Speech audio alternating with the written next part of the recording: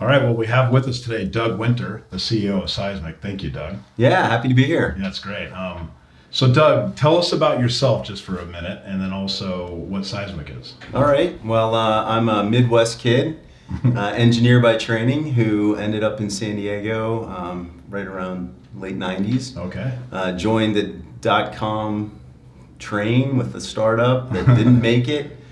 Started my own company out of the pieces, and eventually sold that and started Seismic about 2010. So. Oh, wow. Yeah, we've been on the journey with Seismic for a minute now. That's great. That's great. So, what does Seismic do? So we're the leading provider in the sales enablement space, Okay. which is really all about technology that helps sellers prepare, be ready for whatever situation they're in.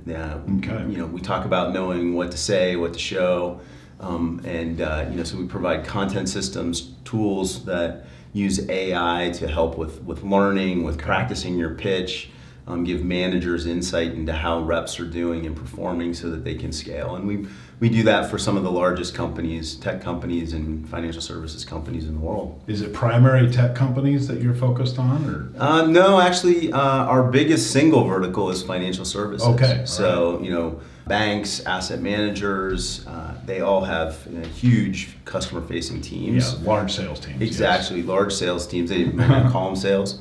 But tech is our second biggest vertical. Okay. Our largest customers are in the tech space. So, the Microsofts and IBMs and Intels and Cisco's of the world are all standardized on the Seismic. platform. Yeah. You must have been really interested in this rise in tech-enabled sales platforms. That seems to be a big market these days. So you've seen that. We've seen since that 2010 to now. That's right. I'd like to say we're in the middle of it. There's Yeah. there's a lot of people who've followed in the wake that Salesforce has created. Yes. They've done an incredible job of getting businesses comfortable on the cloud first and foremost. When we first started, people were scared of the cloud. Salesforce really kind of guided everyone through that process.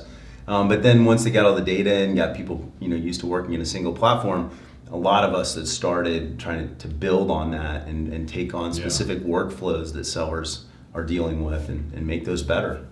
That's amazing. Now, so you've been obviously in the thick of it since 1990 as an entrepreneur in San Diego. Yep. Talk to us a little bit about the San Diego environment for being an entrepreneur, starting a company, everything is going good, bad. Tell us what your experience. Well, when I first moved out here, I joined Qualcomm. That was what brought me. Okay. And it was in the early days, or mid to early days at Qualcomm. So not the early days, but I got a little bit of a sense of that energy and the excitement that comes with it, and being around a really great, innovative, fast-growing company, and it was very contagious. Yes. And so then I had the opportunity during kind of dot-com days to join a startup that a friend of mine had started out of Boston, and I was going to be the West Coast. I was going to start the footprint in the West Coast. And there was a lot of conversation about, well, why San Diego? Why not San Francisco? But we found it to be a great place to get going, to be able to find good talent, to be able to move, and even to service customers in the Bay Area out of. So it was just natural for me. I love living here, and I never really considered I've got to move in order to start a company. So when we decided to start Seismic and our previous company, it was like it was gonna be in this area. So it changed a lot over the last 10, 15 years for sure, and it's exciting. And hopefully we've been a small part of helping with that change. So obviously, being part of a startup that needed to have rapid sales growth, and clearly it didn't go as planned, you must have been very interested in enabling sales, improving sales, empowering salespeople. So that's an interesting transition.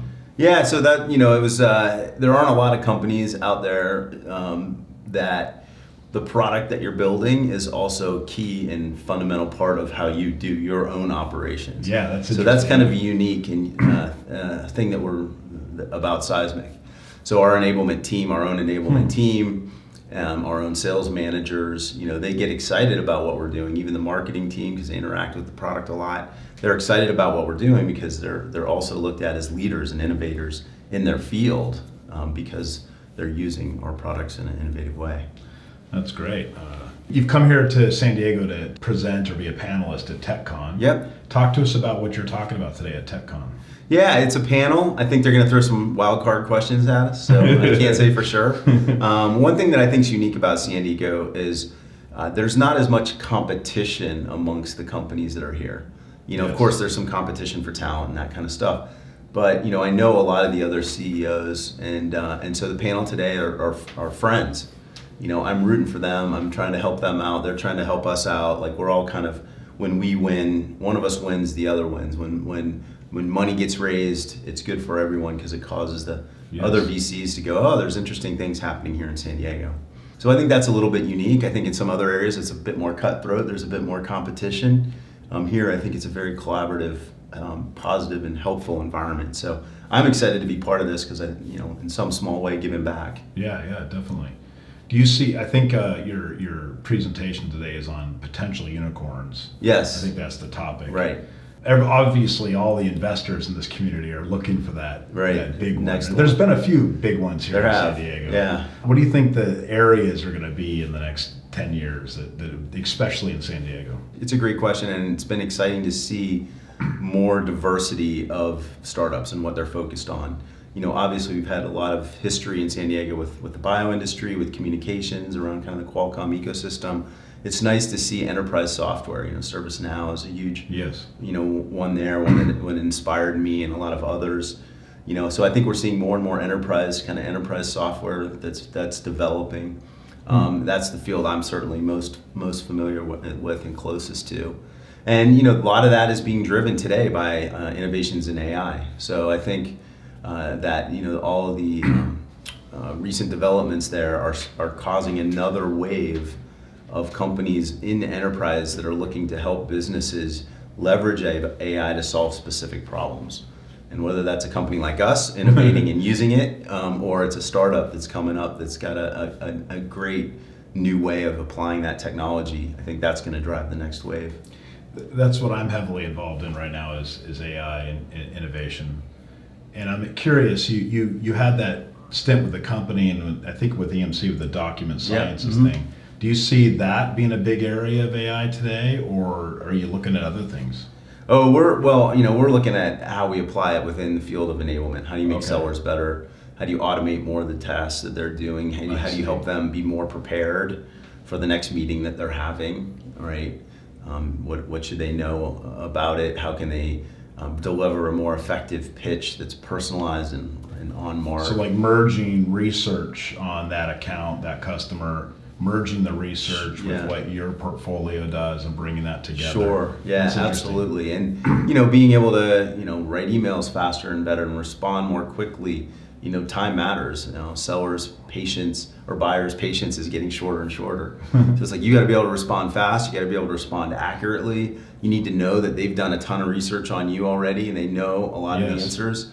So you better meet them where they are. And so we're trying really hard to help meet them where they are using AI to kind of shortcut some of those processes. Feels like if you're not on the edge competing in that, if you're not using AI today to compete that way, you're pretty soon going to get overwhelmed by people that are there, right? I think that's right. I think, we'll look back in a couple of years as, AI is the next big tool.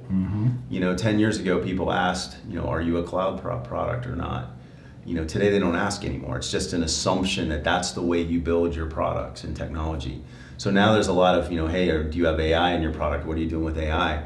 I think in a few years, faster than 10, that if your product isn't heavily leveraging AI, it won't exist.